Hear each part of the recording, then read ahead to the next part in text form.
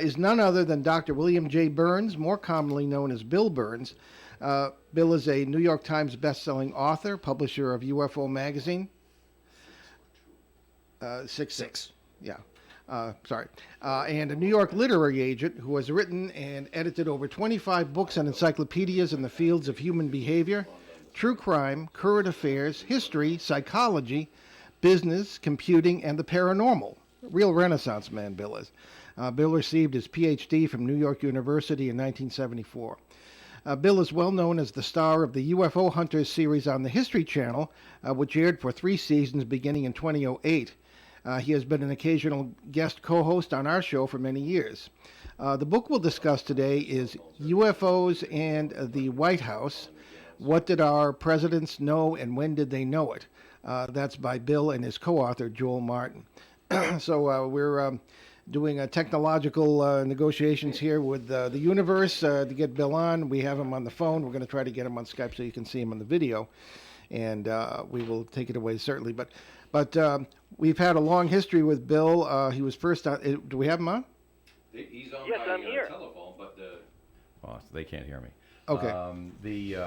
The thing is that he's called the Danbury Library electronically, and so he couldn't also be connected to us. Instead of connecting to us and letting the Danbury Library get it from us. Okay, well, So all right. He did a home run there, so now he's on telephone. Okay, fine. So, that was Dave Richards, a samurai among station managers who was just soldiered with us through these technical difficulties here. I'm very proud of the alliteration you did there, Father. That was very good. Yeah, I'm pretty good at that. That's why I'm a writer, Ben. Ben. But anyway, we would tell folks they can pick up the show today on the Danbury Library Facebook page. It's live streaming there, and this is the first time we've done such a simulcast. So, Ben. So, Bill Birnes, after quite a harrowing morning, welcome to Behind the Paranormal. Oh, because actually what happened, guys, is that the forces of the paranormal did not want any truths revealed. So therefore, they sent a stream of electrons into all of my devices, blocking me from getting on until I realized that on this iPhone with this new system, somebody actually locked Tim Cook up, because this system is so bad that it makes the phones do things no humans can do, which is scary if you're a human. It is. Well, here we all are, and that's what matters. And you're lucky you don't co-host here every week, Bill, because we have a lot of interesting things happen. So, Ben, take us away with our questions. Well, I suppose we must start at the very, very beginning, as Julie Andrews once said. In your book, you trace presidential UFO sightings all the way back to George Washington at Valley Forge. Can you expand a little bit on that? Sure. What's even more fascinating than George Washington, which is a great story, which we'll talk about, is that UFOs in the New World were apparent to the indigenous peoples in what became the United States and what became Canada and Mexico. So these are UFOs over North America. But actually, some of the very, very first sightings of UFOs in colonial America were made by none other than the minister, Cotton Mather, one of the most famous religious writers in New England, who, with his telescope, was looking at the moon and wrote, and this is in the NASA report on lunar anomalies, he wrote that he saw strange lights circling over the moon. And I'm telling you, I saw a video the other day, a recent video of strange lights circling over the moon, and I'm saying, my God, for over 400 years, this guy has been, we've been looking at the moon and seeing strange lights. George Washington's vision at Valley Forge also harks back to George Washington's visions and George Washington's experiences during the French and Indian War 20 years earlier, when he was fighting with, I want to say, General Burgoyne. Could be the wrong general, but when they were fighting here in Pennsylvania, over they were trying to dislodge the French from Fort Duquesne. It was a French fort outside of Pittsburgh. Very, very, very, very important fort, because that fort controlled the entrance to the Susquehanna River, which joins with the Allegheny River to form the Ohio River, which flows into the Mississippi, hence the three rivers. So they were trying to force a crossing across the Susquehanna River. And as they were doing it, the general just forced his army across. The way the Iroquois were fighting and the Delaware were fighting the British, they weren't fighting the British line to line the way European armies in the field. This was a guerrilla warfare. The Native Americans on both sides of the British lined up and just started picking them off, just like the Americans did in Vermont. And so what Goyne did was he said, I'm going to force a crossing. And he forced a crossing across the Susquehanna River, where he was shot mortally wounded by a musket ball. George Washington, seeing this, he was a lieutenant colonel at the time, seeing this, gets a group of men, runs into the river, pulls Burgoyne out of danger, and during that time, he was dead in the sights of one of the local chiefs of the Delaware Nation. And as he aimed his musket right at Washington's head, a spirit came down. And this is in the chief's own words. The chief said that I saw the great spirit Manitou hover over George Washington. And when we were hovering over George Washington, I knew from the great spirit's appearance, this was a great man not to be killed by my musket ball. And hence Washington survived that battle. He's at Valley Forge 20 years later, and he's in the woods. And he sees a vision, a green glowing orb. And he writes that out of that orb, he saw the face of the Indian chief that he saw on the other side of the Susquehanna River aiming a musket at him. But that chief had died the week before. Washington also saw a flying saucer.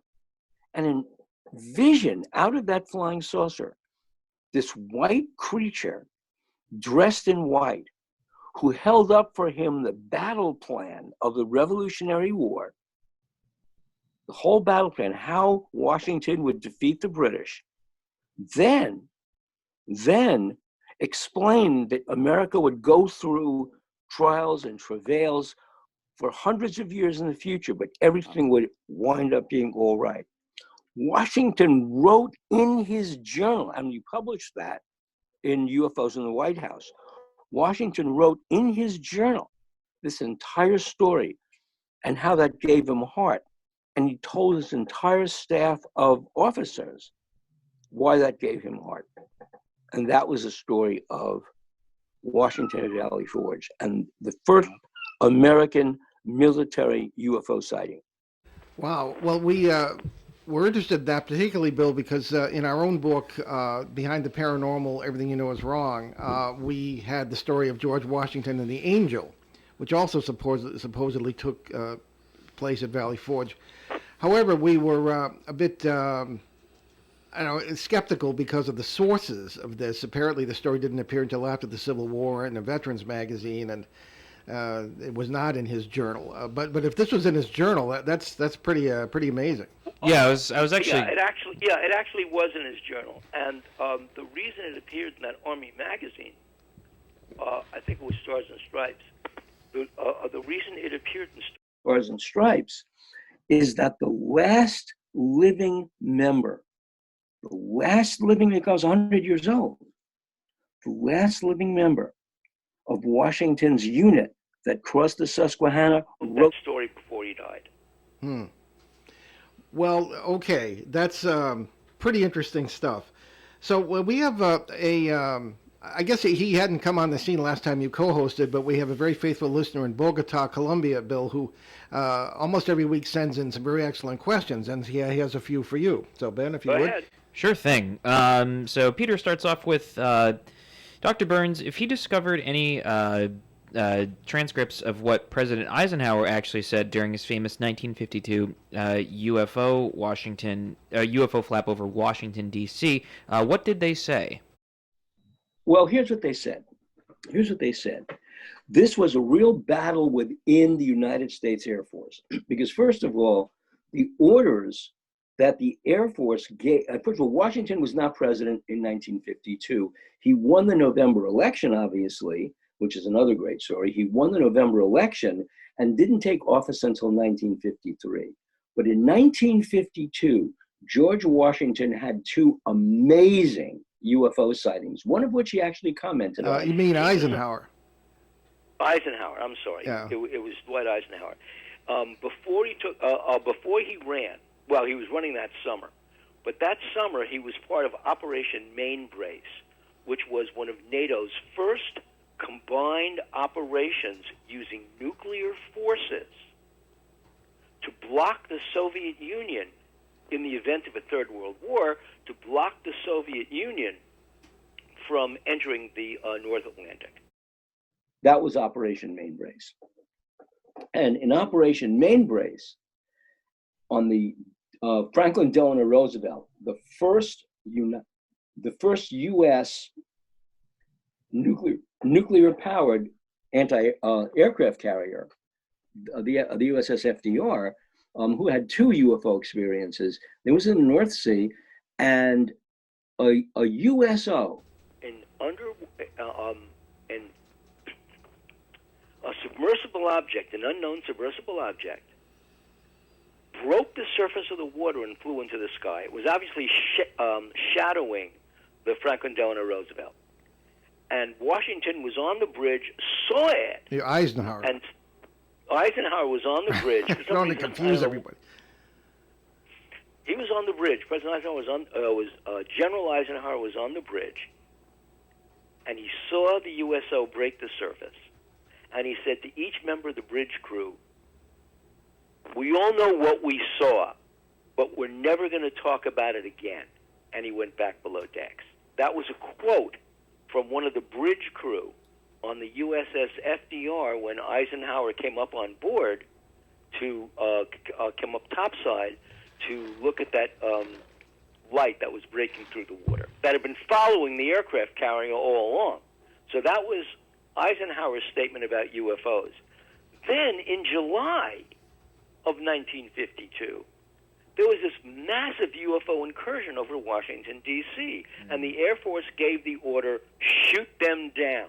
And the great book on this is by Frank Ficino, who writes the story of those orders and what happened, because that was the reason when we shot one down for the Flatwoods Monster. But Eisenhower saw these UFOs. And sure enough, what was one of his first acts when he became president? One of his first acts. He negotiated us out of the Korean War. Amazing, right? Mm-hmm. I mean, the first act after his inauguration and seeing the UFOs over Washington, seeing a UFO firsthand over the North Sea, Washington gets us out of the Korean War. Then you all know the story of Washington's meeting, of Eisenhower's meeting with a delegation of ETs at an Air Force base in Northern California and in New Mexico. And at those meetings, there was a treaty structured. It was an open skies agreement. That was Eisenhower's response to all this UFO incursion. So under this open skies agreement, that UFOs could wander through our skies, observe us, we're not going to shoot them down, we may observe them. They agree that we can observe them without any hostilities. And then we would allow them to inspect us, we would not interfere with them. They would not interfere with us. We would keep it quiet. And then that agreement became part of Eisenhower's Open Skies Agreement with Khrushchev. So this all lines up. So Eisenhower was, and of course, we've all seen the MJ-12 Eisenhower briefing notes describing exactly what was going on. And so Eisenhower was really the first president who had to find a way. Well, actually, he was the second because Harry Truman was the first after Roswell. Eisenhower had to find a way to maintain this cover-up, to use what he found out about UFOs, what they wanted, what the delegation wanted, and then apply that to his own administration's dealing with the Soviet Union.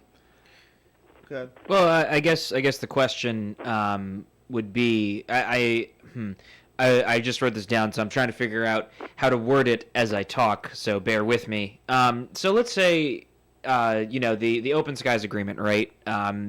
This whole sort of, okay, well, yeah, we'll stay out of your way, you stay out of ours, kind of thing. Does it? I guess as time has gone on and the more research that's been done has shown that there's different species with different motives and different operations and whatever. Sort of a change in craft that's occurred over time, sort of more ethereal. A lot of stuff's being more spiritualized. In this sort of way, if there was an agreement that was struck, would this apply to all ETs or only certain ETs that we know of? Look at our own foreign policy. I mean, you can look at our own foreign policy and answer that question yourself, which is, we make separate deals with different countries or different blocks of countries. So, at least for the moment, we have a standing agreement with NATO under Article 5 that all the NATO powers support each other in case any one power is attacked, which was only invoked once, by the way, in the history of NATO since the end of World War II. And that history was after 9/11, NATO stepped up. Okay, so they've defended us. That was so we make separate agreements with separate powers or separate blocks of powers. So NATO is one such agreement. The Southeast Asia Treaty Organization is another agreement. So we engage in military agreements historically by forming blocks of powers. So we don't get involved in other people's wars if our interests are not at stake. And that's what it was. Now, we ourselves violated Clause 5 of the NATO agreement all the way back in 1954 when the French Foreign Legion contingent was under siege in North Vietnam at Dien Bien Phu. And there were American Marines, and I spoke to one, American Marines at Dien Bien Phu. In 1954, that unit had to fight its way through the jungle while the French Foreign Legion troops were helicoptered out after the French surrendered the base to the Viet Minh. So that was, so even then, the United States, Eisenhower knew that was an unwinnable war. He kept us out of Vietnam. You may want to ask at some point. Johnson brought us in, but the point is, Eisenhower argued he negotiated separate agreements with separate powers, including the aliens.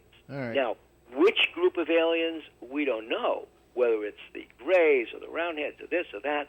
Assume that it was the most prevalent group visiting this planet, the ones that visited us in July 1952, and that was the basis of the Open Skies Agreement. Okay.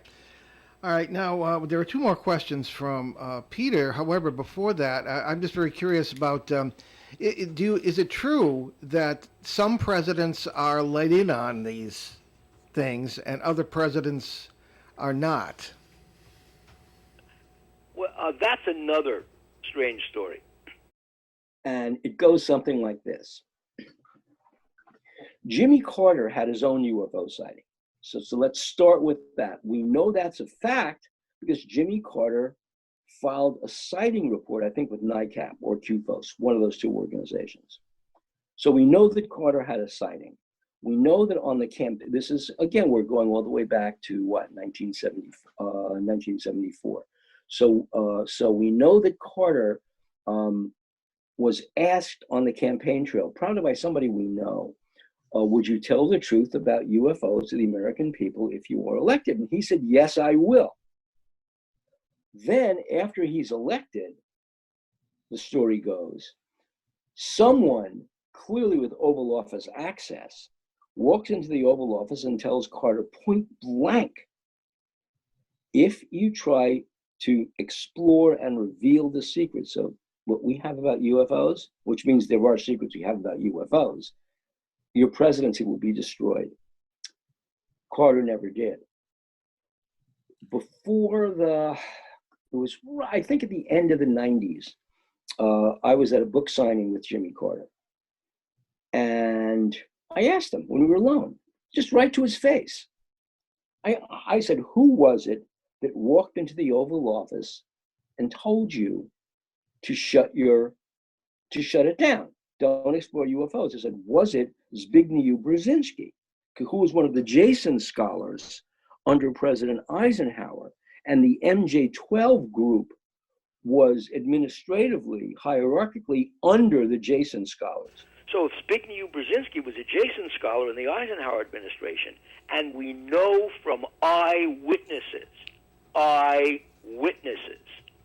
that both the Truman and Eisenhower administrations kept alive ET, Coleman EBE, but an extraterrestrial, in custody, and they were testing it from 1948. We know that because we have a sighting in 1948. Then, right through the early 50s when it died, and we have another sighting, and this one by a very, very famous person, so whose name I was sworn to keep silent, by NASA. So that's what happened. That's exactly what happened. There was a living ET inside the United States military into the 1950s. So we know that from eyewitnesses. And we also know from what Larry Warren has told us, what Jackie Gleason himself, the comedian Jackie Gleason, the great one, well, he was one of Richard Nixon's best friends. Best friends in the whole world. They were both Florida folks, and so that's what they were. And one night, as we all know, Jackie Gleason told the story that one night there was a black car pulls up to his house in Florida. In the car is Richard Nixon, all alone, no Secret Service. And this is Gleason's story. How did I confirm it? Let's get the confirmation first. When Jackie Gleason was making the movie, Nothing in Common, with Tom Hanks at Sony Pictures, he told everybody at the Culver City set of Sony Pictures about the experience he had with Richard Nixon and the alien. One of the people he told was the head of Sony Pictures at the time, Jeff Sagansky, who told me that story. But he also told, if anybody remembers the old Jackie Gleason show, which I doubt anybody does from the 1950s, but if they do, you will know, you'll remember those famous shots of the June Taylor dancers, right? Making those circles and the upside-down cameras that Busby Berkeley invented, shooting it from the top down. June Taylor, that was the June Taylor dancers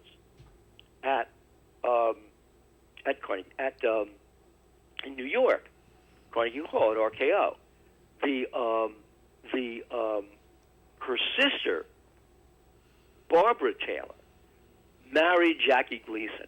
We spoke to Barbara Taylor, and she said that when Jackie Gleason had come back from Florida, he was a changed human being.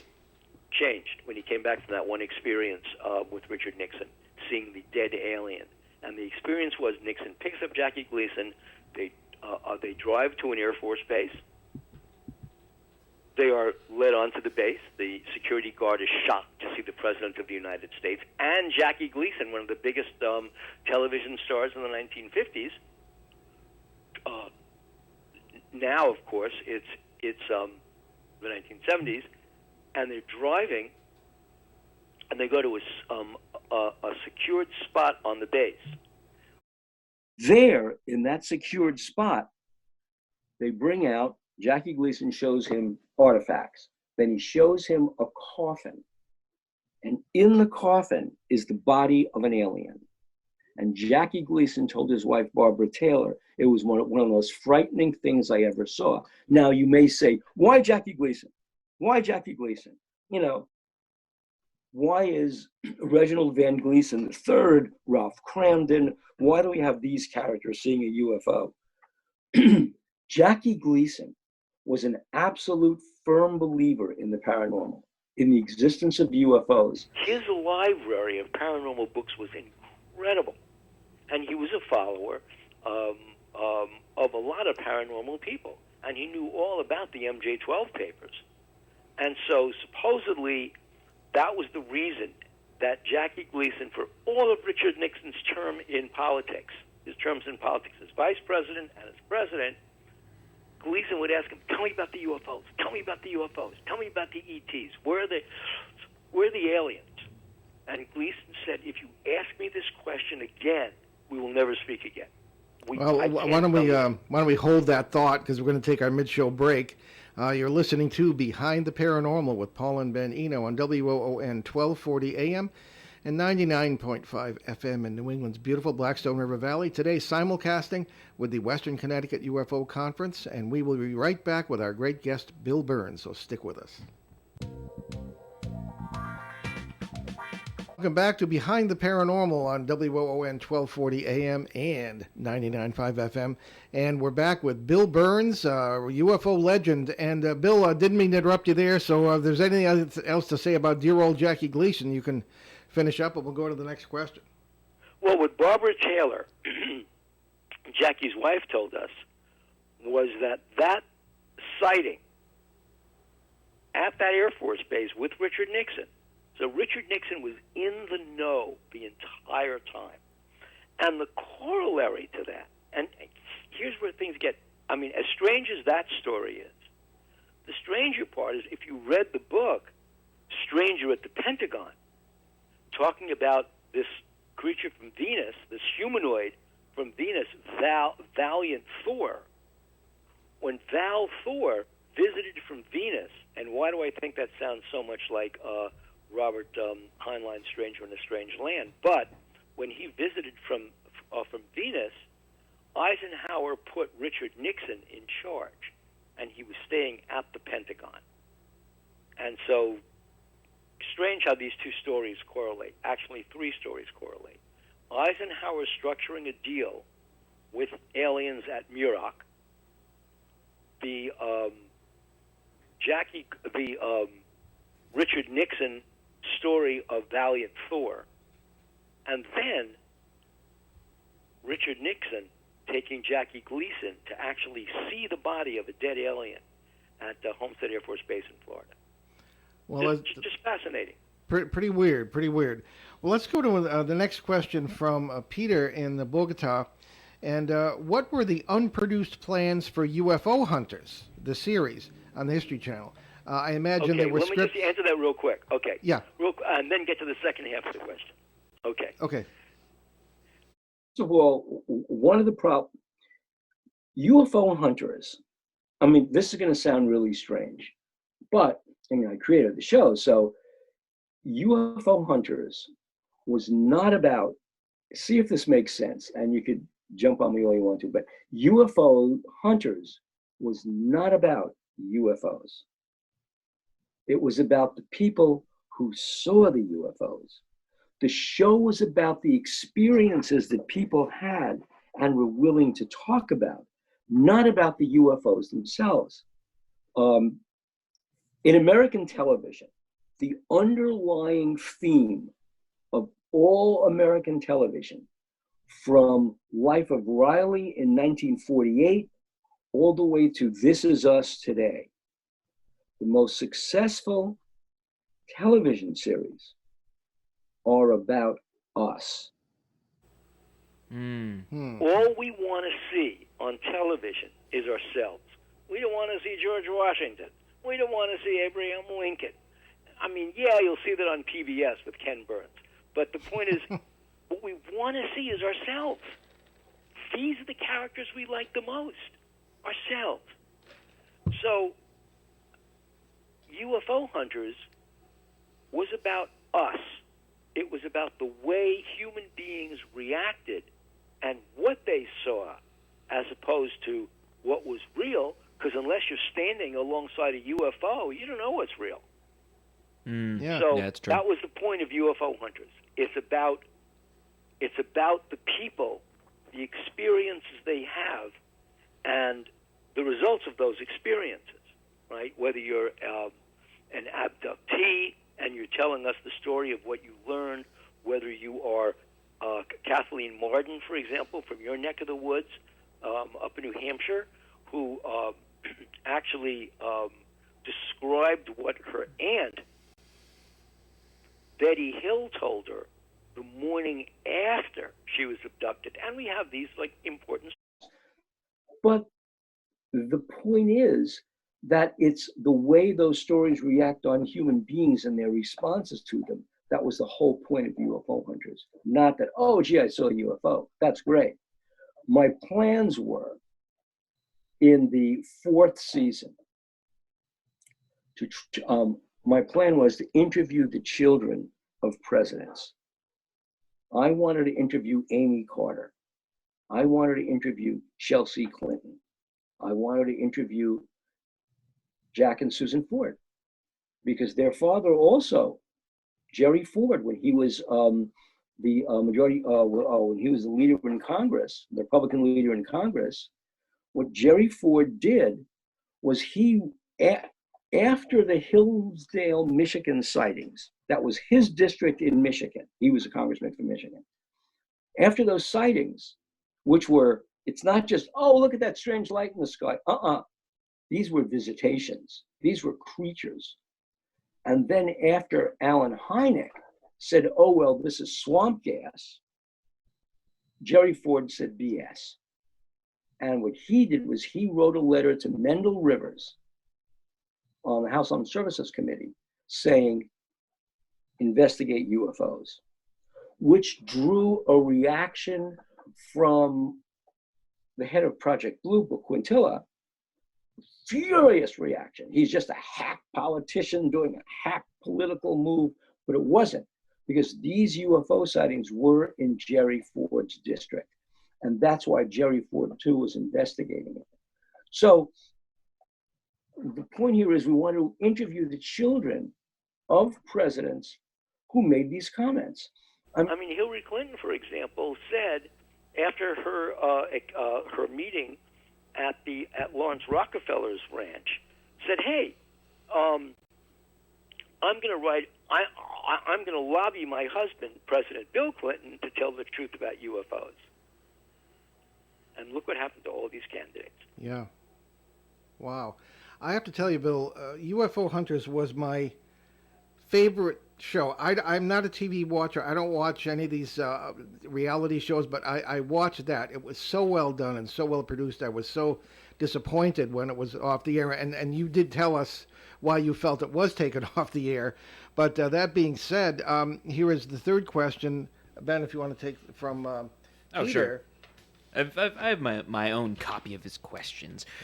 So Peter's final question is, could you bring us up to date on any efforts to relaunch UFO Hunters?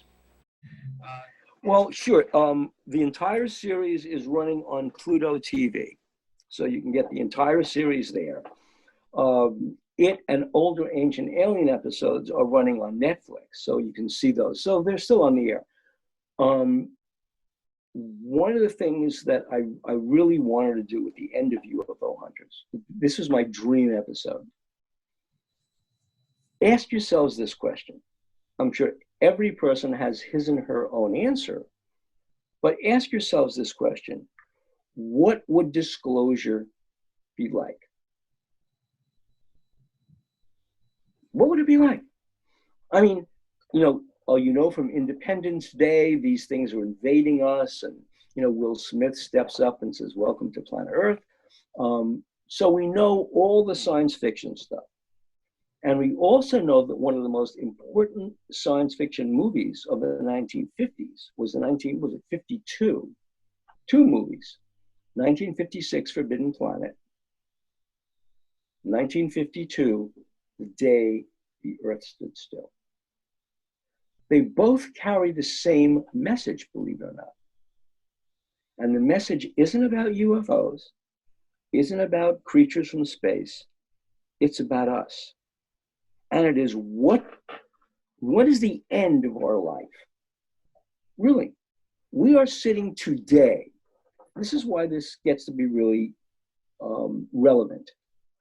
We're sitting today at the 6th extinction of life on planet Earth, in the midst of a pandemic that not only won't go away, but, if you want me to sound really crazy, seems to have a consciousness by looking to target various demographics every time we try to shield another demographic.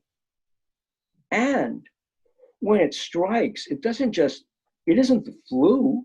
It didn't just make you have respiratory symptoms. It does, but it stays in your body. It's affecting your blood vessels. It's causing vasculitis. It's affecting the brain, the kidneys, the heart, muscles. What kind of virus is this? What's going on here? Not a natural one. Not like the flu, not like the bird flu, not at all. And it's killing people. But the virus isn't killing people. That's the funny part about this. It's the person's own body's reaction to the virus that's killing them, right? Your lungs explode, you get Kawasaki syndrome, and you can't walk because you're paralyzed. What's going on here? My cat knows, but because the cat's immune. But the point is that this is strange. Viruses have been all over. If someone did this is how planets are invaded. If someone were to, Ben or Paul, draw some blood and just search for viruses, they would find hundreds, if not thousands, of viruses in your bloodstream. Thousands of viruses. Well, how come you're not racked with illness? Because what's happened is that these viruses, which are a species, it's like pre-life, they're hijackers. They hijack your RNA, and that's how they spread through your body. Well, these viruses actually transform the human body to live with these viruses. They're space travelers. That's how they got here. They're space travelers. And on those two meteors, not meteors, but we call them comets, that recently passed through our solar system from outside our solar system, Oumuamua and Borisov, we now know that not only were those comets spinning in directions that they don't spin. I mean, they're flipping over on themselves, they're rotating around a center, they're spinning around like a lawn sprinkler. Well, if they're a lawn sprinkler, what are they sprinkling? Actually, what they're sprinkling is water. There is water on the surface of these comets. Water that they are depositing through the universe. What are they then? They're not comets. They look like comets. They're spaceships. They're spaceships carrying viruses. Viruses are in the water. Where there's water, there's life. And that is the whole point of these two comets. That's how we got here.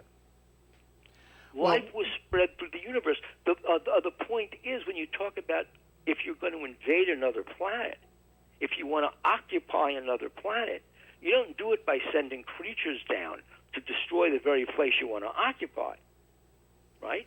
What you do is you infect the species, you transform the species, and hence that's exactly how you expand your species from planet to planet. So when you look at how new worlds. It's the same thing. It's the same thing we do. We send an exploratory expedition. Ours happened to enslave the Native Americans who lived here, but you send an exploratory expedition, and they're the ones that plant the seeds for your colonialization, for your colonization of that planet. That's why we on this planet are a colony. And one of the things that I really wanted to do was take that theory, as the last episode of UFO Hunters, when we knew we were going off the air, and make that theory the center of what I hoped would be one of these 2-hour specials about disclosure. When we finally realize not just what just happened, but that disclosure tells us who we are, what we are, how we've come here, and why that secret was so deadly. Well, that Bill, it was undercover for forever. Well, what you've described is very akin to the highly respected theory in astrophysics of panspermia. It's exactly what it is. Yeah, which was... Except the spermia is in the virus. Yeah, described by the great Sir Fred Hoyle, for example, great astrophysicist in Britain, whose book I read when I was about 10, I think it really influenced. But the idea that maybe not necessarily spaceships, but comets and meteors carry microbes that seed life, and that the cosmic gas clouds we think are gas clouds are really clouds of life, of microbes, things of this kind. So it is a highly respected theory. So as right. crazy as it might sound, it's accepted by many. So what would be the shock if we one day found out in a disclosure moment, not just that there's ETs, we know that there's extraterrestrial life because we believe we have found the results of that life in the phosphorine in the atmosphere of Venus. We found seeds of extraterrestrial life in the methane all the way back in 1976 that one of the Mars rovers found on the surface of Mars. We know there were lakes under Mars. We know that in those lakes, there's a high likelihood that there would be residue of life. Let's just say that an alien culture, the alien culture is us. Let's just say that we, gazillions of years ago, from our planet, somewhere out there, began sending probes throughout the universe. And this is us, by the way, sending probes throughout. Maybe we have 3 arms. Maybe we have 4 legs. Maybe we have 2 heads. They don't look like we just stepped off a subway train in the middle of Times Square. But let's just say that these are creatures that have we know the elements that are in the universe, and we know life forms on this planet are very diverse. They can have the same biological systems as we do, but at the same time, they're only vaguely related to us because we developed on different planets. It's the old Star Trek theory. If you develop on a different planet, your biology will conform to the ecology of that planet. And so there are versions of us throughout the universe, all planted by spaceships like Oumuamua and Borisov that did it recently, but this happened millions of years ago. So that's the disclosure. And that's the point of the last show that I wanted to do. When we really find out, not just that UFOs are real, we know that, but we find out the ultimate quest of human beings. Who are we? Why are we? And how did we get to this planet in the first place? That was going to be the final episode. Too much money, and but what happened was... What really happened was when we did the last episode of season 2, when I was up in this hotel room with one of our experts, and we were tracking the tail numbers on the Janet Airlines flights. On McCarran Airport in Las Vegas. Exactly, over McCarran Airport, and then tracking these same flights, some of them landing in Bullhead, Arizona for the drive to Area 51. And this is happening right on camera. Well, some folks very highly placed in the Pentagon said one of two things will happen. Either these guys are going to get put away for a long time, or the show is canceled. Your choice, Disney Studios. And that's what happened. Wow. Bill, we're almost out of time here. So give us your website and where people can find out more, and then we'll give instructions. Yeah. Folks can find out more about me at www.shadowlawnpress.com, where they can find UFOs in the White House.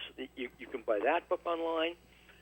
But among the other books you can buy online, talk about conspiracy theories, is this book called Unrestricted Warfare, which we picked up from a CIA translation of a war plan that came out of the Chinese People Liberation Army's plans for war on America. And their plans for war on America are like this modern version of Sun Tzu's Art of War, which is if you haven't won your war before the first arrow flies or the first shot is fired, you've lost your war. That's what Sun Tzu said, that wars are fought, won and lost before the first shots are fired.